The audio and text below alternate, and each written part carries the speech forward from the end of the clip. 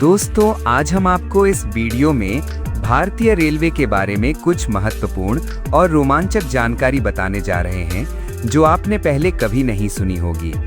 इसलिए आज का वीडियो उन लोगों के लिए विशेष रूप से महत्वपूर्ण है जो नियमित रूप से भारत के विभिन्न हिस्सों से ट्रेन से यात्रा करते हैं, क्योंकि इस वीडियो में दी गई सभी जानकारी 100% सत्य है जो यात्रियों को उनकी यात्रा में मदद कर सकती है।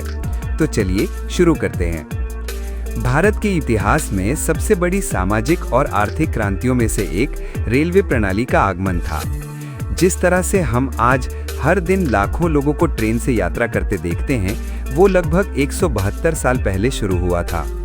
18वीं शताब्दी के अंत और 19वीं शताब्दी की शुरुआत में अंग्रेज भारत में अपने व्यापार और शासन को मजबूत करने के लिए संचार प्रणाली में सुधार करना चाहते थे। उन दिनों भारत में माल ढुलाई प्रणाली मुख्य रूप से बैलगाड़ी, नाव या हाथियों पर निर्भर थी। ऐसी स्थिति में ही रेलवे प्रणाली शुरू करने का विचार मन में आया। पहले काफी बहस के बावजूद आखिरकार रेलवे शुरू करने का फैसला किया गया। भारत के इतिहास में पहली यात्री ट्रेन 16 अप्रैल 1853 को शुरू की गई थी। ये मुंबई के बोरी बंदर से ठाणे तक थी। दूरी लगभग 34 किलोमीटर थी। यात्रियों की संख्या लगभग 400 थी। उस ट्रेन में कुल 14 डिब्बे थे और ट्रेन को 3 इंजनों सुल्तान, सिंधु और साहिब नाम के द्वारा खींचा गया था। इस यात्रा ने भारतीय उपमहाद्वीप में रेलवे के एक नए युग की शुरुआत की। पहली यात्रा की सफलता के बाद ब्रिटिश सरकार ने नई लाइनों पर काम करना शुरू कर दिया। उदाहरण के लिए 1854 में हावड़ा से हुगली तक पहली रेलवे शुरू की गई थी। 1856 में मद्रास में पहली रेलवे लाइन शुरू की गई थी। मूल रूप से रेलवे का निर्माण ब्रिटिश शासकों के वाणिज्यिक हितों की रक्षा के लिए किया गया था, लेकिन अनजाने में ये भारतीय लोगों के लिए संचार का एक क्रांतिकारी साधन बन गया। स्वतंत्रता के बाद 1951 में सभी प्रांतीय रेलवे कंपनियों को भारतीय रेलवे बनाने के लिए विलय कर दिया गया। वर्तमान में भारतीय रेलवे दुनिया के सबसे बड़े रेलवे नेटवर्क्स में से एक है। भारतीय रेलवे न केवल देश की संचार प्रणाली की रीढ़ है, बल्कि ये दुनिया के सबसे बड़े रेलवे नेटवर्क्स में से एक है। हर दिन लाखों लोग ट्रेन से यात्रा करते हैं और हजारों ट्रेनें देश के एक छोर से दूसरे छोर तक एक साथ चलती हैं। इस विशाल रेलवे नेटवर्क का केंद्र रेलवे स्टेशन है। 2025 तक के सरकारी आंकड़ों के अनुसार भारत में वर्तमान में 7,350 से अधिक रेलवे स्टेशन हैं। इन स्टेशनों में छोटे हॉल स्टेशनों से लेकर विशाल जंक्शन तक सब कुछ शामिल है। प्रत्येक स्टेशन एक अलग भूमिका निभाता है जो हर दिन लाखों यात्रियों को संभालता है। भारत का सबसे बड़ा रेलवे स्टेशन हावड़ा जंक्शन है, जो पश्चिम बंगाल में स्थित है। देश के पूर्वी भाग के लगभग सभी महत्वपूर्ण मार्ग इसी स्टेशन से निकलते हैं। भारत के सबसे छोटे स्टेशनों में से एक ग्वारा स्टेशन महाराष्ट्र है। इसमें केवल एक ही प्लेटफॉर्म है। बहुत सीमित संख्या में ट्रेनें प्रतिदिन वहां रुकती हैं। इसका उपयोग मुख्य रूप से छोटे स्थानों के लोगों के लिए किया जाता है। भारत का सबसे ऊंचा स्टेशन घूम स्टेशन दार्जिलिंग, पश्चिम बंगाल है। इसकी ऊंचाई लगभग 2258 मीटर है। ये दार्जिलिंग हिमालयन रेलवे का एक हिस्सा है, जिसे यूनेस्को की विश्व धरोहर स्थल भी कहा जाता है। ये अभी भी पर्यटकों के लिए सबसे आकर्षक स्टेशनों में से एक है। भारत के कुछ सबसे व्यस्त स्टेशनों में शामिल हैं: 1. हावड़ा जंक्शन, पश्चिम बंगाल। 2. सियालदाह स्टेशन, पश्चिम बंगाल। 3. नई Delhi station, Delhi. 4. Chhatrapati Shivaji Maharaj terminus, Mumbai. Sealdah station और हावड़ा स्टेशन औसतन दैनिक आधार पर सबसे अधिक यात्रियों को संभालते हैं। यानी अकेले कोलकाता के इन दो स्टेशनों से रोजाना करीब 25 लाख लोग सफर करते हैं। भारतीय रेलवे में वर्तमान में करीब 68,000 किलोमीटर ट्रेन ट्रैक हैं। चीन और अमेरिका के बाद भारत दुनिया के सबसे बड़े रेलवे नेटवर्क्स में से एक है। इसमें से करीब 25,000 किलोमीटर इलेक्ट्रिक लाइनें शामिल हैं और इनमें हर दिन बढ़ोतरी हो रही है। भारतीय रेलवे की सबसे बड़ी खासियत इसकी ट्रेन संरचना है। प्रत्येक ट्रेन औसतन कई डिब्बों के साथ चलती है और ये मिलकर देश के करोड़ों लोगों को हर दिन सफर कराते हैं। भारत में ट्रेनों में डिब्बों की संख्या ट्रेन के प्रकार और रूट के अनुसार अलग अलग होती है। उदाहरण के लिए लोकल या पैसेंजर ट्रेनों में आमतौर पर 10 से 12 डिब्बे होते हैं। एक्सप्रेस या मेल ट्रेनों में आमतौर पर 18 से 24 डिब्बे होते हैं। राजधानी, शताब्दी, दुरंतो एक्सप्रेस ट्रेनों में लगभग 16 से 20 डिब्बे होते हैं। अर्थात भारत में एक लंबी दूरी की ट्रेन औसतन 20 से 24 डिब्बों के साथ चलती है। प्रत्येक डिब्बे की क्षमता अलग अलग होती है क्योंकि डिब्बों की अलग अलग श्रेणियां होती हैं। एक सामान्य द्वितीय श्रेणी के डिब्बे की बैठने की क्षमता लगभग 90 लोग। कभी कभी खड़े होकर यात्रा करने पर यह दुगनी होकर 150 से 200 लोगों की हो जाती है। स्लीपर क्लास में प्रत्येक डिब्बे में 72 यात्रियों को सोने या बैठने की जगह मिलती है। लोकल ट्रेन के डिब्बे उपनगरीय EMU, DMU में प्रत्येक डिब्बे में लगभग 250 से 300 यात्री बैठे या खड़े बैठ सकते हैं। औसतन प्रत्येक लोकल ट्रेन में लगभग 10 से 12 डिब्बे होते हैं, यानी ये एक बार में 3000 से अधिक यात्रियों को ले जा सकती है। औसतन एक लंबी दूरी की यात्री ट्रेन लगभग 1200 से 1500 यात्रियों को ले जा सकती है।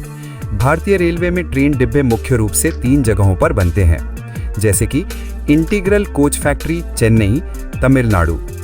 मेल, एक्सप्रेस और लोकल ट्रेनों के अधिकांश कोच यहीं पर बनते हैं। 2. Rail coach factory, Kapurthala, Punjab, जो कि 1986 में खोली गई थी। मॉडर्न कोच, खासकर एक्सप्रेस ट्रेनों के कोच यहीं पर बनते हैं। 3. Modern coach factory, Raebareli, Uttar Pradesh, जो कि 2007 में खोली गई थी। ट्रेन की जीवन रेखा लोकोमोटिव या इंजन है और इनका निर्माण भी भारत में ही होता है। मुख्य लोकोमोटिव फैक्ट्री है चित्तरंजन लोकोमोटिव वर्क्स, पश्चिम बंगाल। यहाँ मुख्य रूप से इलेक्ट्रिक इंजन बनते हैं। 2. डीजल लोकोमोटिव वर्क्स, जिसे अब बनारस लोकोमोटिव वर्क्स, उत्तर प्रदेश के नाम से जाना जाता है। यहाँ डीजल इंजन बनते थे, वर्तमान में इलेक्ट्रिक इंजन भी बन रहे हैं। 3. Diesel loco modernisation works, Patiala, Punjab. देश के विभिन्न हिस्सों में सुबह से रात तक अनगिनत ट्रेनें चलती हैं। लंबी दूरी ही नहीं, शहरों और उपनगरों के बीच दैनिक संचार के लिए रेलवे आवश्यक है। इसलिए भारतीय रेलवे दुनिया का चौथा सबसे बड़ा रेलवे नेटवर्क है। यात्री और मालगाड़ी सहित लगभग 22,000 प्लस ट्रेनें यहाँ हर दिन चलती हैं। इसमें से यात्री ट्रेनें लगभग 13,000 प्लस, मालगाड़ियाँ लगभग 9,000 प्लस, केवल लोकल और उपनगरीय ट्रेनें हर दिन 7,000 प्लस हैं। यानी भारत के हजारों शहर और गांव इस विशाल ट्रेन सेवा के जरिए सुबह से रात तक एक दूसरे से जुड़े रहते हैं। भारतीय रेलवे दुनिया का सबसे बड़ा यात्री नेटवर्क है। औसतन 23 से 25 मिलियन लोग हर दिन ट्रेन से यात्रा करते हैं। इनमें से उपनगरीय यात्रियों की संख्या सबसे अधिक है। मुंबई की लोकल ट्रेनों में हर दिन लगभग 70 से 80 लाख लोग यात्रा करते हैं। दिन में ट्रेनों की संख्या सबसे अधिक होती है। पहली ट्रेन सुबह 5 बजे चलती है। कार्यालय का व्यस्त समय सुबह 7 से 11 बजे तक होता है। दोपहर 12 से 4 बजे तक अपेक्षाकृत कम भीड़ होती है। शाम 5 से 9 बजे तक फिर से व्यस्त समय होता है। इस दौरान लोकल ट्रेनें लगभग 5 से 10 मिनट के अंतराल पर चलती हैं। लंबी दूरी की एक्सप्रेस और मेल ट्रेनें भी दिन में नियमित रूप से चलती हैं। भारतीय रेल रात में नहीं रुकती है। लंबी दूरी की एक्सप्रेस और मेल ट्रेनें मुख्य रूप से रात 10 बजे से सुबह तक चलती हैं। हालांकि यात्रियों की संख्या कम होती है, लेकिन ये महत्वपूर्ण है क्योंकि लंबी दूरी के यात्री रात की ट्रेनों पर निर्भर होते हैं। क्योंकि रात में यात्री कम होते हैं, इसलिए सुरक्षा सबसे बड़ा मुद्दाओं में से एक है।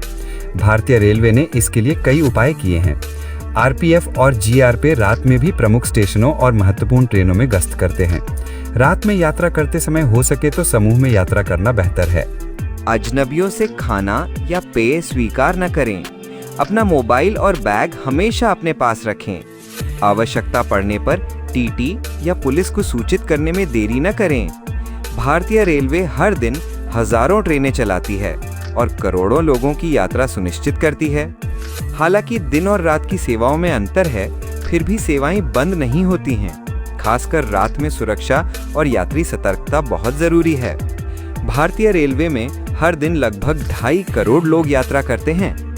इतनी भारी भीड़ में यात्रियों की सुरक्षा एक बड़ा मुद्दा है।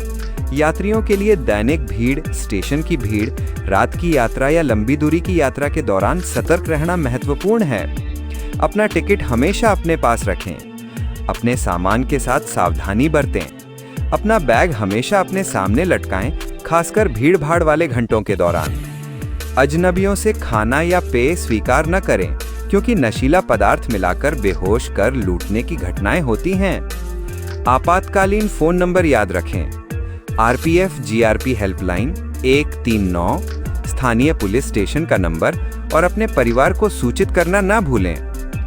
टिकट लाइन में एजेंट होने का नाटक करके पैसे मांगने वाले किसी भी व्यक्ति से बचें। हमेशा सरकारी काउंटर या IRCTC ऐप का ही इस्तेमाल करें।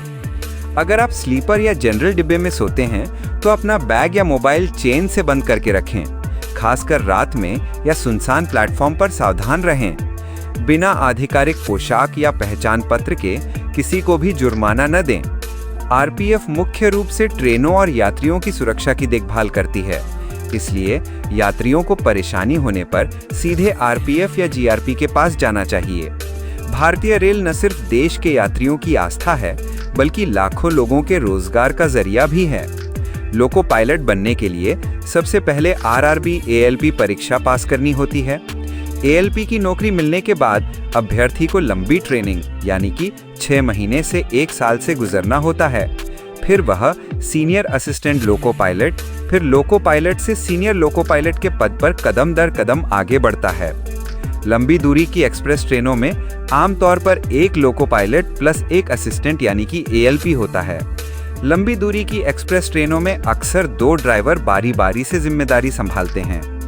TTI बनने के लिए RRB NTPC परीक्षा पास करनी होती है। सबसे पहले व्यक्ति को टिकट कलेक्टर यानी कि TC के रूप में नियुक्त किया जाता है। बाद में अनुभव के आधार पर TTI के पद पर पहुंचा जाता है। लोको पायलट मूल वेतन लगभग ₹35,000 से 40,000 रुपए है। भत्ते जोड़ने के साथ यह ₹60,000 से 80,000 तक जाता है। TTI TC मूल ₹25,000 से 35,000 रुपए। भत्ते सहित कुल मासिक वेतन ₹45,000 से 55,000 रुपए होता है। रेलवे कर्मचारियों को यात्रा भत्ता, परिवार के लिए मुफ्त या रियायती टिकट, चिकित्सा सुविधाएं, पेंशन मिलती है। भारतीय रेल केवल परिवहन नहीं है, बल्कि भारत के समाज और अर्थव्यवस्था की जीवन रेखा है। सस्ता किराया, देश की सबसे सस्ती परिवहन प्रणाली, शहरों और गांवों दोनों के लोगों को समान रूप से लाभ मिलता है। दूर दराज के गांवों और शहरों के लोग चिकित्सा उपचार, शिक्षा, काम के लिए यात्रा कर सकते हैं। किसान अपनी फसल शहर भेज सकते हैं। ग्रामीण लोग नौकरियों के लिए नियमित रूप से शहर की यात्रा कर सकते हैं। कोयला, लोहा, खाद्यान्न, पेट्रोलियम, इन सब का परिवहन रेल द्वारा होता है। ये देश की GDP में बहुत बड़ा योगदान देते हैं। भारतीय रेल करोड़ों लोगों के लिए रोजगार का स्रोत है। सिनेमा, गीत, साहित्य, भारतीय रेल हर जगह है। भारतीय रेल आम आदमी की भावनाओं से भी जुड़ी है। इसीलिए भारतीय रेल प्रणाली को भारत की जीवन रेखा कहा जाता है। तो दोस्तों, आज के लिए बस इतना ही। बाकी इस विषय पर अपनी राय कमेंट बॉक्स में जरूर दें और लाइक भी करें। धन्यवाद।